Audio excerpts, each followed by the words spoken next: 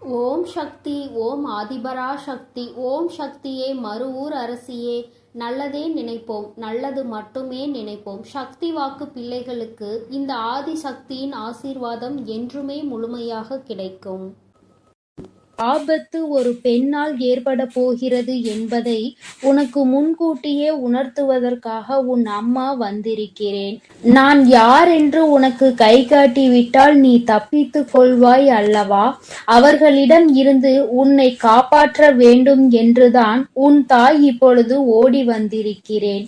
என் குழந்தைக்கு கஷ்டங்களை ஏற்படுத்துகிற அவர்கள் யாராக இருந்தாலும் அதை உன் அம்மா நான் முன்கூட்டியே தெரிந்து கொள்வேன். அதை தடுப்பதற்காக முயற்சிகளை செய்தாலும் சில சமயங்களில் சில பிரச்சனைகள் உன்னை சந்தித்து தானே ஆக வேண்டியிருக்கும். அதனால் இந்த பிரச்சனை ஒன்று உன்னை நோக்கி வந்து கொண்டிருக்கிறது என்பதை உனக்கு உணர்த்துவதற்காக வந்தேன். என் தங்கமே, கணவனை இழந்த ஒரு பெண் அவள். உன் குடும்பத்தில் இல்லை, சற்று தொலைவில் தான் இருக்கிறாள். ஆனால் எப்பொழுதுமே அவள் கண்ணில் நீ பட்டு கொண்டிருக்கிறாய். நீ எங்கே சென்றாலும் அவளை தாண்டிதான் செல்ல வேண்டியதாக இருக்கிறது. அவளின் பார்வைகள் உனக்கே சில சமயங்களில் வித்தியாசமாக தோன்ற. நம்மை ஏன் இவள் இப்படி பார்க்கிறாள் என்று நீ எத்தனையோ முறை நினைத்திருக்கிறாய். ஆனால் நீ பேச்சு கொடுத்தால் உன்னிடம் தங்கமாக பேசுவாள். பேசுகின்ற வார்த்தைகளில் நாம் மயங்கி விடலாம். அந்த அளவிற்கு அவள் பேச்சில் இனிமை இருக்கும். ஆனால் அவளுடைய மனதில் சுத்தம் கிடையாது என்பதை நீ உணர்ந்து கொள்ளக்கூடிய காலம்தான் இப்பொழுது உனக்கு வந்திருக்கிறது. மனதில் எந்த எண்ணங்களும் நல்ல எண்ணங்கள் கிடையாது. உன்னிடம் இருந்து கேட்டு தெரிந்து கொள்கின்ற ஒவ்வொரு விஷயங்களும் நீ நன்றாக இருக்க வேண்டும் என்று நினைப்பதற்காக அல்ல. நீ எல்லாம் வாழ்க்கையில் எங்கே உருப்பட போகிறாய் என்று அவள் மனதிற்குள் நினைத்து சிரித்து கொண்டிருக்கிறாள். என் தங்கமே, இது போன்றவர்களிடம் எப்பொழுதுமே சற்று கவனமாக இரு. நீ சொல்கின்ற சில ரகசியங்களை எல்லாம் உன்னிடம் இருந்து தெரிந்து கொண்டு உன் வாழ்க்கையில் மிக பெரிய பிரச்சனைகளை ஏற்படுத்தி விடலாம் என்று அவள் நினைத்து கொண்டிருக்கிறாள். என் தங்கமே, அவளுக்கு வேறு வேலை இல்லாமல் உன்னையே சுற்றி சுற்றி வந்து கொண்டிருக்கிறாள். உன்னை பற்றிய ரகசியங்களை தெரிந்து கொண்டு மற்றவர்களிடம் சொல்லி சிரித்து கொண்டிருக்கிறாள். நீ இப்பொழுது என்ன நிலையில் இருக்கிறாய் என்பதை உன்னை விட அவளுக்கு தான் தெரிந்து கொள்வதில் மிகுந்த ஆர்வமாக இருக்கிறது. நீ என்ன செய்கிறாய், எப்போது செய்கிறாய் என்று உன்னையே சுற்றி சுற்றி நோட்டமிட்டு கொண்டிருக்கிறாள். என் குழந்தையே, இது போன்றவர்களிடம் எப்பொழுதுமே கவனமாக இருக்க வேண்டியது மிகவும் அவசியமான விஷயம் அல்லவா? என் குழந்தையே, நிச்சயமாக நான் சொல்வதை நீ உணர்ந்திருப்பாய். உனக்கே அது தெரிந்திருக்கும். இனிமேல் ஒருபோதும் அவளிடம் நாம் பேசக்கூடாது, ஒதுங்கி இருக்க வேண்டும் என்று நீ நினைத்திருப்பாய். என் தங்கமே, எதிரியை கூட ஏதாவது ஒரு சமயத்தில் மன்னித்து விடலாம். ஆனால் துரோகியை ஒருபோதும் மன்னிக்க முடியாது. நம்மிடம் நன்றாக பழகிவிட்டு எல்லா விஷயங்களையும் கேட்டு தெரிந்துவிட்டு அதன் பின்னால் உன் முதுகில் குத்த தயாராக இருந்து கொண்டிருப்பவர்கள். அதனால் துரோகிகளிடம் இருந்து மட்டும் எப்பொழுதுமே நீ ஒதுங்கி இருக்க வேண்டும். என் பிள்ளையே, நிச்சயமாக உனக்கு நல்ல வாழ்க்கை அமைய இருக்கின்ற நேரத்தில் அதில் தேவையில்லாத பிரச்சனைகளை ஏற்படுத்துவதற்காக அவள் தயாராகி கொண்டு இருக்கிறாள். என் தங்கமே, நீ இப்பொழுதே அவளிடம் பேச்சு கொடுப்பதை நிறுத்திவிடு.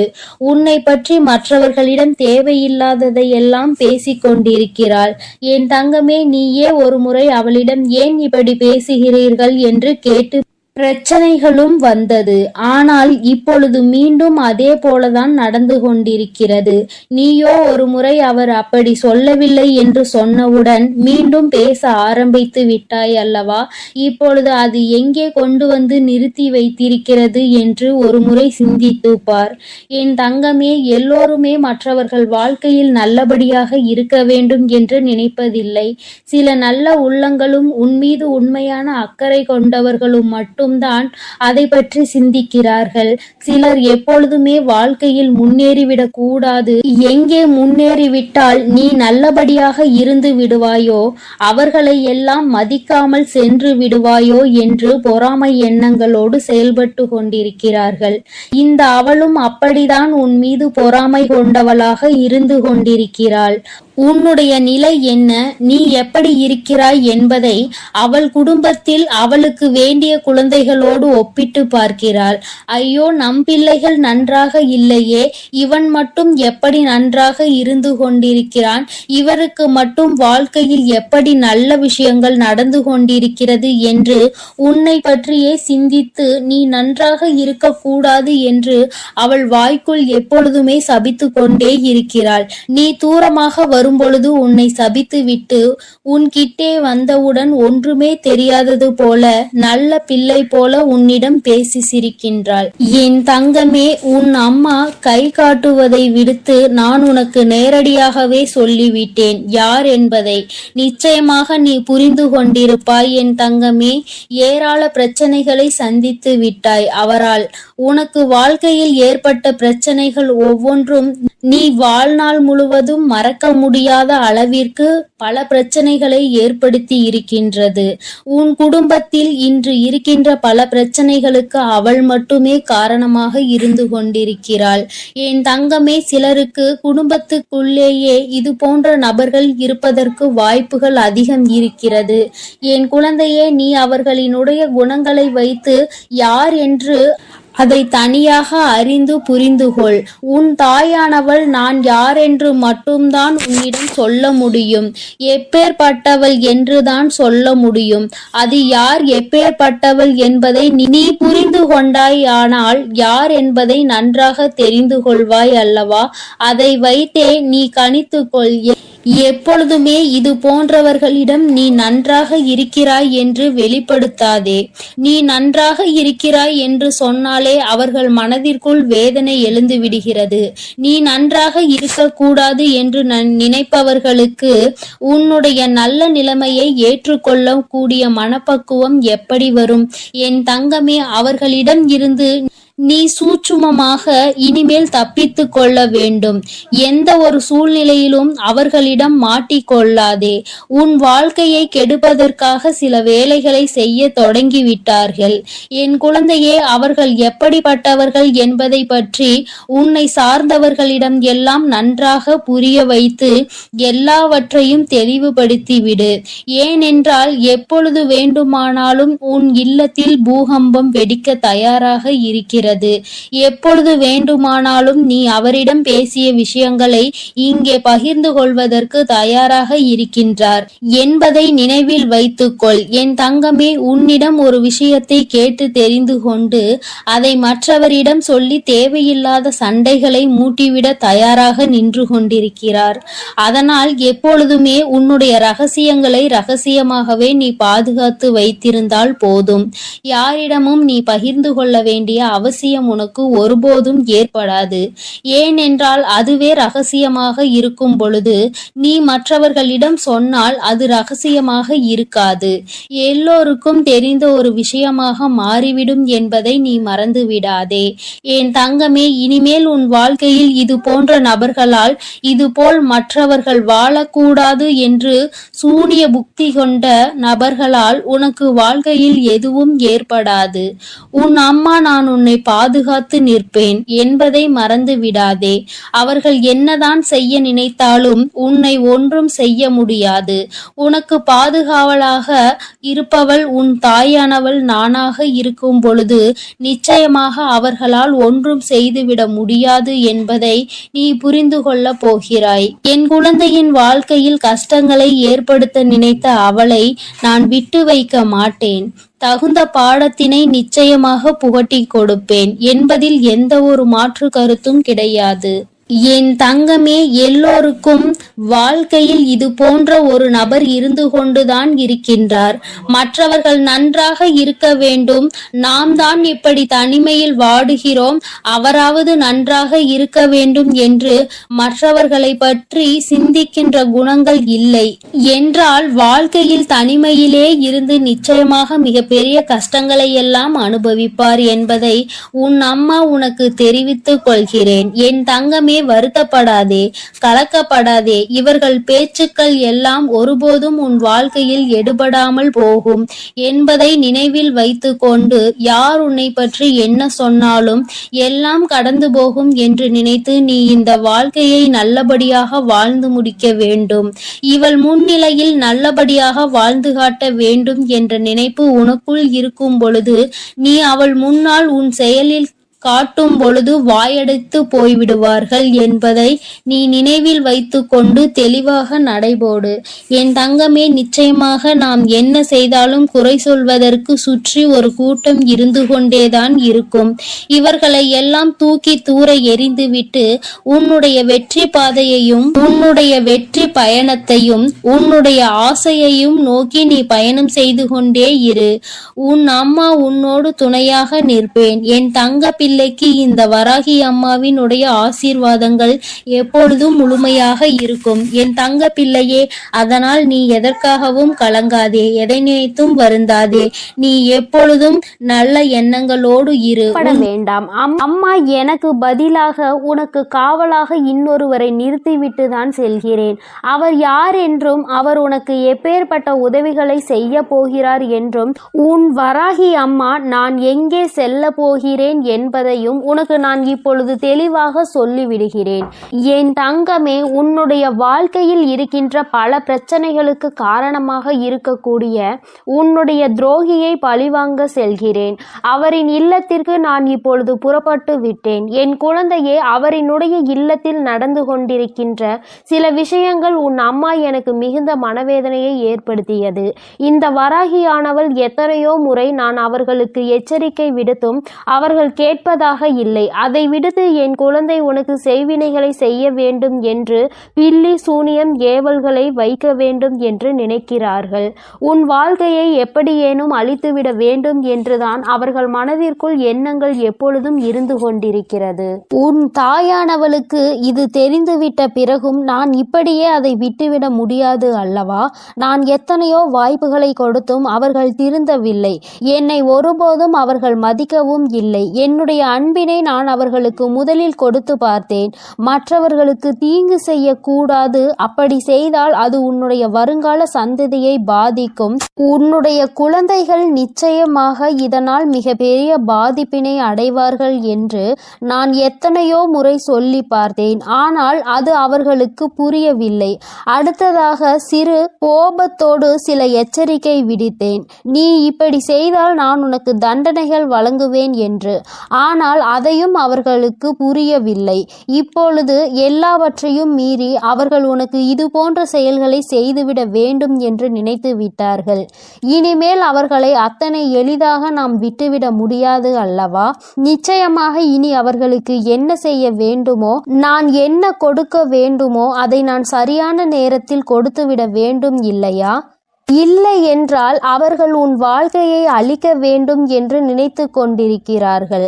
அதை அவர்கள் நிறைவேற்ற துடித்தும் கொண்டிருக்கிறார்கள். இந்த வராகி உன்னோடு துணை நிற்கிறேன் என்பதை அவர்கள் புரிந்து கொள்ளவும் இல்லை. இந்த வராகி எத்தனை சக்தி படைத்தவள் என்பதை அவர்கள் உணரவும் இல்லை.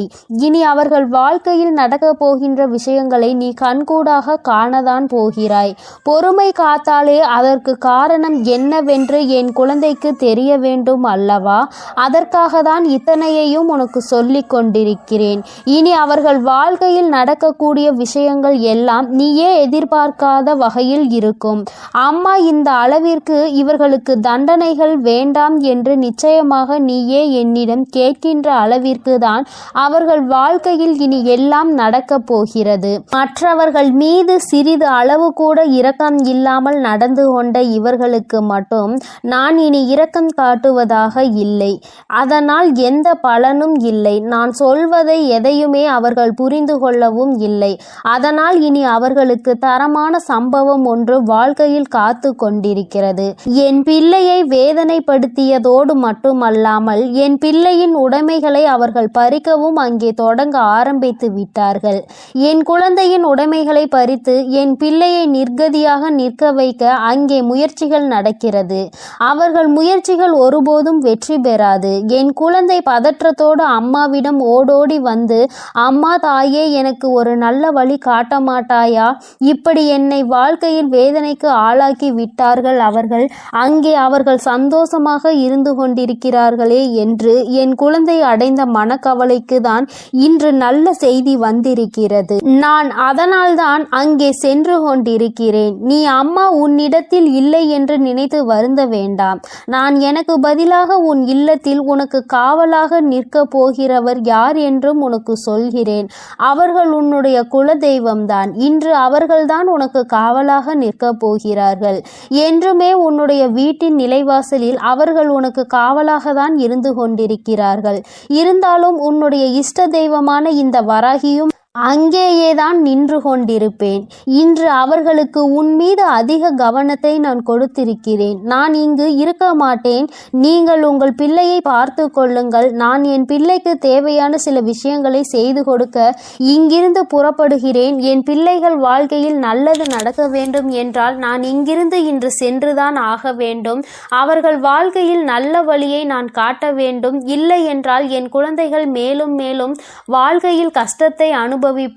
அதை செய்வதற்கு அந்த துரோகிகள் தயங்காமல் நின்று கொண்டிருக்கிறார்கள் என்று அவர்களிடம் சொல்லிவிட்டு நான் அங்கிருந்து புறப்பட்டு விட்டேன். என் தங்கமே, நிச்சயமாக இன்று இரவுக்குள் உன் வாழ்க்கையில் நல்ல மாற்றங்கள், நல்ல தொடக்கங்கள் ஏற்படும். இந்த வராகியின் துணை கொண்டு என் பிள்ளை உன்னுடைய துரோகியை நீ நிச்சயமாக வீழ்த்துவாய்.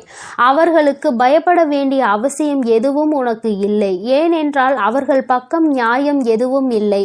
உன் பக்கத்தில் இருக்கின்ற நியாயத்தை அவர்கள் பறிக்க நினைக்கிறார்கள். உன்னிடத்தில் இருக்கின்ற எல்லாவற்றையும் பறித்துவிட்டால் அவர்கள் சந்தோஷமாக இருக்கலாம் என்று நினைக்கிறார்கள். என் தங்கமே, இனிமேல் அவர்களின் எண்ணங்கள் எதுவும் ஈடேறாது. இந்த வராகி உன் வாழ்க்கையில் இருக்கும் வரை இவை எதுவும் உன் வாழ்க்கையில் நடக்காது. இனி இந்த தாயானவளை நம்பிக்கையோடு நீ என்றுமே கை தொழுந்தால் போதும். தங்கமே, நீ அவர்களை பார்த்து பயப்படுவதால் தான் அவர்கள் உனக்கு இது போன்ற காரியங்களையும் இது போன்ற விஷயங்களையும் செய்து உன்னை பயம்புறுத்தி கொண்டிருக்கிறார்கள். தேவையில்லாத பயத்தை முதலில் தூக்கி எறிந்துவிடு. உன் பக்கம் நியாயம் இருக்கின்ற பொழுது நீ எதற்காக பயப்படுகிறாய்? நேர்மையான வழியில் நீ நிச்சயமாக அதனை மீட்டெடுக்க போகிறாய். அதற்கு உன் அம்மா நான் உனக்கு துணையாக நிற்க போகிறேன். பயம் ஒருவர் மீது உனக்கு வந்துவிட்டது என்றால் அதை அவர்கள் தனக்கு சாதகமாக எப்பொழுதுமே பயன்படுத்தி கொள்வார்கள் என்பதை நீ மறந்து விடாதே. மற்றவர்களினுடைய பலவீனத்தை கண்டறிந்து அதை தனக்கு சாதகமாக பயன்படுத்துவோருக்கு நீயே காரணமாக இருக்கக்கூடாது. தைரியம் என்ற ஒன்று மனதிற்குள் இல்லாவிட்டால் கூட வெளியில் நீ எப்பொழுதும் தைரியமாக இருப்பது போன்றுதான் நடந்து கொள்ள வேண்டும். அதுதான் அவர்களுக்கு எப்பொழுதும் பயத்தை கொடுக்கும் என்பதை என் பிள்ளை நீ மறந்து விடாதே. நீ பயந்தது போல் அவர்களிடம் கெஞ்சிக் கொண்டிருந்தால் அவர்கள் உன்னை மிகவும் சுலபமாக ஏமாற்றிவிட்டு சென்று விடுவார்கள். உன் மனதிற்குள் இருக்கின்ற பயத்தினை ஒழித்து தைரியத்தோடு இந்த வராகி என் குழந்தையாக நீ வெற்றி நடை போட வேண்டும். எங்கே சென்றால் உனக்கு இதற்கான பலன் கிடைக்குமோ அந்த வழியினை நான் உனக்கு காண்பித்து கொடுக்கிறேன். என் குழந்தை என்னிடம் சொல்லியதோடு நீ அப்படியே அங்கே அமர்ந்து விடாதே. எழுந்திரு என் குழந்தையே. நாளைய விடியலில் என் பிள்ளை இதற்கான தீர்வினை தேடி நீ செல்ல போகிறாய். எங்கே சென்றால் உனக்கு இதற்கான தீர்வு கிடைக்குமோ அந்த இடத்தை நோக்கி நீ செல்ல வேண்டும். உனக்கு நிச்சயமாக அங்கே மிகப்பெரிய உதவி காத்து கொண்டிருக்கிறது என்பதை மறந்து விடாதே. யாரும் இங்கு யாரையும் வைத்து தன்னுடைய குற்றத்தினை சரியானது என்று நிரூபிக்க முடியாது. அவர்களுக்கு ஆள் இருக்கின்றார்கள், அவர்கள் தப்பித்து விடுவார்கள் என்று ஒருபோதும் நினைக்காதே. நீதியும் நேர்மையும் இருக்கும் வரை நிச்சயமாக இது போன்ற அநீதிகளை செய்பவர்கள் வாழ்க்கையில் ஒரு நாள் தோற்றுதான் போக வேண்டும் என்பதை நீ புரிந்து கொள்ள வேண்டும். என் குழந்தையே, உன்னுடைய வாழ்க்கையில் இதுவரை நடந்தது எல்லாம் இனி உன்னுடைய வாழ்க்கையில் நிச்சயமாக நல்லபடியாக நடக்கும் என நீ நினைக்க வேண்டும். இந்த வராகியானவள் உன் வாழ்க்கையில் அதனை நடத்த போகிறேன் என்பதை நீ நினைவில் வைத்துக்கொண்டு, என் குழந்தை, உன் மனதிற்குள் இருக்கின்ற அத்தனை பயங்களையும் தூக்கி எறிந்து, நான் உன்னை எதிர்க்க பிறந்தவள் என்று மனதைரியத்தோடு என் பிள்ளை நீ நிற்க வேண்டும். என்னுடைய உடைமைகளை என்னால் காப்பாற்ற முடியும் என்ற தைரியம் உனக்குள் வர வேண்டும். அவர்களுக்கான நல்ல பாடத்தினை நான் புகட்டுவேன். இனிமேல் நீ உன்னுடைய வேலை என்னவோ அதை சரியாக செய்துவிட்டால் போதும். இந்த வெற்றி உன்னை வாழ்க்கையில் நிச்சயமாக நல்ல நிலைக்கு கொண்டு சேர்க்கும் என்பதில் எந்த ஒரு மாற்று கருத்துமே கிடையாது. இந்த வராகி என் அன்பினை நீ முழுமையாக பெற்றிருக்கிறாய் என்பதை இனி உன் வாழ்க்கையில் நீ நிதர்சனமான உண்மையாக காணப்போகிறாய். நான் உன் வாழ்க்கையில் இருப்பதை உணர்கின்ற நேரத்தில் இந்த வாழ்க்கை உனக்கு சந்தோஷமான செய்தியினை உன் கைகளில் கொண்டு வந்து சேர்க்கும் என்பதில் எந்த ஒரு மாற்று கருத்துமே கிடையாது. வராகியின் அன்பினை நிச்சயமாக நீ முழுமையாக ஏற்றுக்கொண்ட குழந்தையாகவும், உன்னுடைய அன்பினை முழுமையாக ஏற்றுக்கொண்ட இந்த தாயானவள் நான் வராகி என்பதையும் நீ உணர்கின்ற நேரம் வந்துவிட்டது. என்னுடைய குழந்தைக்கு என்னுடைய ஆசீர்வாதங்கள் எப்பொழுதுமே முழுமையாக இருக்கும் பொழுது யாருக்காகவும் நீ பயப்பட வேண்டிய அவசியம் இல்லை. என் செல்ல குழந்தைக்கு இந்த வராகி அம்மாவினுடைய ஆசீர்வாதங்கள் எப்பொழுதும் முழுமையாக இருக்கும். இனிமேல் அவர்கள் எண்ணங்கள் எதுவும் ஈடேறாது. இந்த வராகி உன் வாழ்க்கையில் இருக்கும் வரை என் செல்ல தங்க பிள்ளையே, இவ்வளவு நாள் உன் வாழ்க்கையில் ஆட்டி படைத்து கொண்டிருந்த ஒரு பிரச்சனை இன்று நான் முடிவுக்கு கொண்டு வந்து விட்டேன். அதை உன்னிடம் சொல்வதற்காக தான் உன் அன்னை இவ்வளவு நேரம் உனக்காக காத்து கொண்டிருக்கிறேன். இந்த பதிவை முழுமையாக கேள் என் தங்கமே. அது என்ன பிரச்சனை, அது எப்படிப்பட்ட பிரச்சனை, அதை நான் எப்படி முடிவுக்கு கொண்டு வந்திருக்கிறேன் என்பதை உன் அன்னை நான் சொல்கிறேன். அதே போல என் தங்க பிள்ளையே, இந்த பதிவினை நீ தனிமையில் கேட்க வேண்டும் என்று அன்னை சொல்வதற்கும் ஒரு காரணம் உண்டு. அந்த காரணம் என்ன தெரியுமா?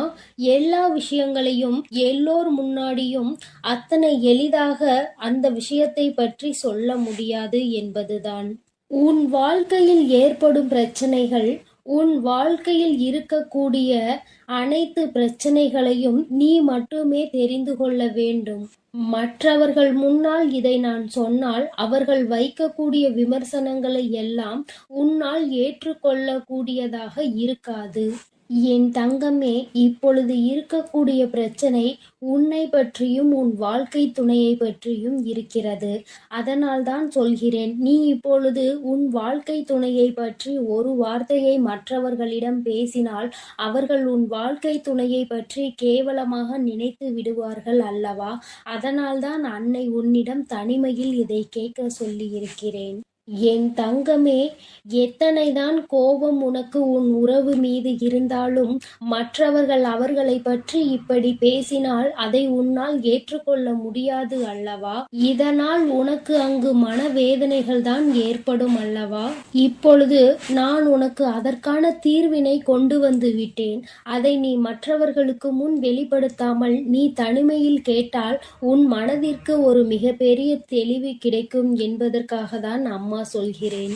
என் தங்க பிள்ளையே, இந்த பிரச்சனை எப்பொழுது முடிவுக்கு வரும், இந்த பிரச்சனையில் இருந்து நான் எப்பொழுது தெளிவை பெறுவேன் என்று என் பிள்ளை நீ அழுது புலம்பியது ஏராளம் அல்லவா?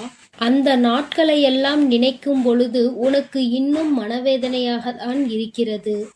இந்த பிரச்சனை காலம் முழுவதும் தொடர்ந்து கொண்டே இருக்கிறதே, இதற்கு ஒரு முற்றுப்புள்ளி இல்லையா என்று என் குழந்தை நீ நினைக்கின்றாய். என் தங்கமே, பொதுவாகவே வாழ்க்கை துணை என்பது தான் பேச வேண்டிய இடத்தில் பேசாமல் நின்று கொண்டிருப்பதனால் அந்த அவமானத்தை தடுக்க நீ அந்த இடத்தில் பேச வேண்டிய நிலை ஏற்பட்டு விடுகிறது. நீ பேசுவதனால் அங்கே எல்லோரும் உன்னை கெட்டவர்களாக பார்க்கின்றார்கள்.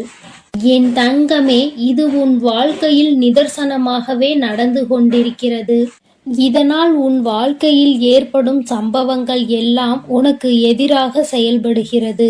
இதையெல்லாம் உன் வாழ்க்கை துணை புரிந்து கொள்ள வேண்டும். ஆனால் அங்கே சரியான நேரத்தில் பேசாமல் உனக்காக எதுவும் செய்யாமல் இருப்பதுதான் உன்னுடைய மனதிற்கு மிக பெரிய வேதனையை கொடுத்திருக்கிறது. உனக்கான உரிமையை பெற்று கொடுப்பதில் அவர்கள் சரியாக செயல்படவில்லை என்று என் குழந்தை நீ மனவேதனையில் இருக்கின்றாய். ஆனால் இதனை வெளிப்படையாக அவர்களிடம் ஒருபொழுதும் உன்னால் சொல்ல முடியவில்லை. காரணம், அவர்களுடைய எண்ணம் எப்பொழுது எப்படி இருக்கும் என்று உன்னால் இப்பொழுதுமே சரியாக யூகிக்க முடியவில்லை. ஏனென்றால் நேரத்திற்கு தகுந்தாற் போல அவர்களது மனமும் எண்ணமும் மாறிக்கொண்டே இருக்கிறது. இந்த நொடி நான் சொல்வது அவர்களுக்கு சரியென்று தோன்றினால் சிறிது நேரத்திலே நான் சொல்வது தவறு என்று சொல்கிறார்கள். இது போன்றுதான் வாழ்க்கையில் எல்லா விஷயங்களும் நடந்து கொண்டிருக்கிறது என்று என் குழந்தை நீ வேதனைப்படுகின்றாய். என் தங்கமே, உன் வாழ்க்கையில் உனக்கென்று இருக்கின்ற உரிமைகளை நிச்சயமாக மீட்டெடுக்கத்தானே வேண்டும். இதையெல்லாம் யாருக்காகவும் எப்பொழுதும் நீ விட்டு கொடுக்கவே கூடாது. என் தங்க பிள்ளையே, இந்த செயல்கள் எல்லாம் இவ்வளவு நாள் உன் வாழ்க்கையில் எத்தனை வேதனைகளை கொடுத்திருக்கிறது என்பது உன் அன்னைக்கு தெரியும். பொதுவாக வாழ்க்கை துணை பற்றிய விஷயத்தில் நீ எத்தனை வேதனை அடைகிறாய் என்பது எனக்கு நன்கு தெரியும். என் தங்கமே, வாழ்க்கை துணை என்றால் அவர்களிடம் நம்பிக்கை அதிகமாக இருக்க வேண்டும். எத்தனைதான் நம்பிக்கை வைத்து பழகினாலும் சில நேரங்களில் அவருடைய செயல்கள் நம்பிக்கை இல்லாத வண்ணத்தை ஏற்படுத்தி விடுகிறது.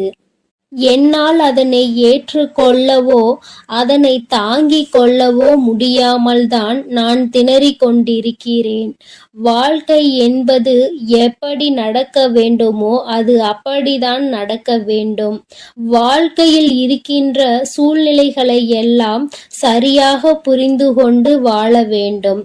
அப்படி புரிந்து கொண்டு வாழும் பொழுதுதான் இந்த வாழ்க்கை அழகானதாக மாறும் என்பதில் எந்த ஒரு மாற்று கருத்துமே கிடையாது.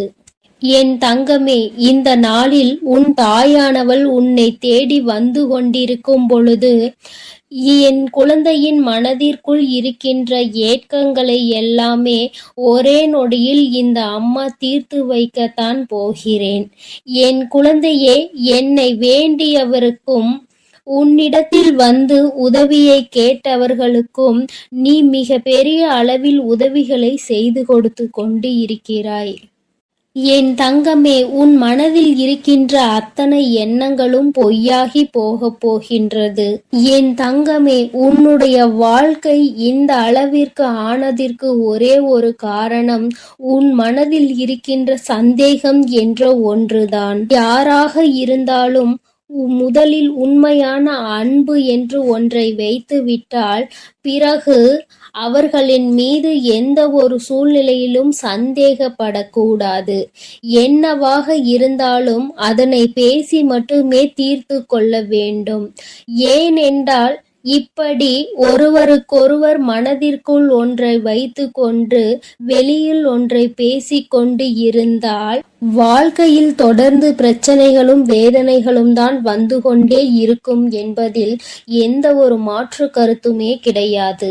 என் தங்கமே, வாழ்க்கையில் நம்பிக்கை இல்லாமல் இருப்பதும் இந்த சந்தேகத்தோடு இருப்பதும் வாழ்க்கையை அங்கே முடித்துவிடும் என்பதை நீ ஒருபொழுதும் மறந்து விடாதே. எத்தனையோ கஷ்டங்களுக்கு மத்தியில் கரம் பற்றிய வாழ்க்கை அல்லவா? எத்தனையோ பேர் ஏசினாலும் பேசினாலும் சிலரின் வாழ்த்துக்களை கொண்டு அஸ்திவாரமாக போட்டு இந்த வாழ்க்கையை நீ வாழ ஆரம்பித்தாய் அல்லவா? இந்த வாழ்க்கையை காப்பாற்றி கொள்ள வேண்டிய பொறுப்பு உன்னிடத்தில் தானே இருக்கிறது. அதனால் ஒருபோதும் இந்த வாழ்க்கையை காப்பாற்றி விட வேண்டும். என் அன்பு குழந்தைக்கு இந்த ஆதிபராசக்தியின் அன்பும் ஆசீர்வாதமும் முழுவதுமாக கிடைக்கும். ஓம் சக்தி, ஓம் ஆதிபராசக்தி.